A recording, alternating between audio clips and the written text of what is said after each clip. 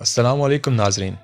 ریاست کے ایک بادشاہ نے یہ اعلان کروایا کہ کل صبح جب میرے محل کا مرکزی دروازہ کھولا جائے گا تب جس شخص نے بھی محل میں کسی چیز کو ہاتھ لگا دیا وہ چیز اس کی ہو جائے گی۔ اس اعلان کو سن کر سب لوگ آپس میں بات چیت کرنے لگے کہ میں تو سب سے قیمتی چیز کو ہاتھ لگاؤں گا۔ کچھ لوگ کہنے لگے میں تو سونے کو ہاتھ لگاؤں گا، کچھ لوگ چاندی کو تو کچھ لوگ قیمتی زیورات کو، کچھ لوگ گھوڑوں کو تو کچھ لوگ ہاتھی، کچھ لوگ دودھ دینے والی گائیں کو ہاتھ لگانے کی بات کر رہے تھے۔ جب صبح محل کا مرکزی دروازہ کھلا اور سب لوگ اپنی اپنی من پسند چیزوں کے لیے دوڑے، سب کو اس بات کی جلدی تھی کہ پہلے میں اپنی من پسند چیزوں کو ہاتھ لگا دوں تاکہ وہ چیز ہمیشہ کے لیے میری ہو جائے۔ بادشاہ اپنی جگہ پر بیٹھا سب کو دیکھ رہا تھا اور اپنے آس پاس ہو رہی بھاگ دوڑ کو دیکھ کر مسکرا رہا تھا۔ اسی وقت اس بھیڑ میں سے ایک شخص بادشاہ کی طرف بڑھنے لگا اور آہستہ آہستہ چلتا ہوا بادشاہ کے پاس پہنچ کر اس نے بادشاہ کو چھو لیا۔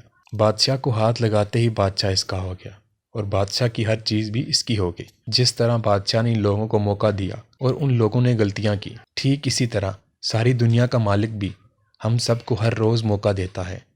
لیکن افسوس، ہم لوگ بھی ہر روز غلطیاں کرتے ہیں۔ ہم اللہ کو حاصل کرنے کے بجائے اللہ کی بنائی ہوئی دنیا کی چیزوں کی آرزو کرتے ہیں، لیکن کبھی بھی ہم لوگ اس بات پر غور نہیں کرتے کیوں نہ دنیا کے بنانے والے مالک کو پا لیا جائے۔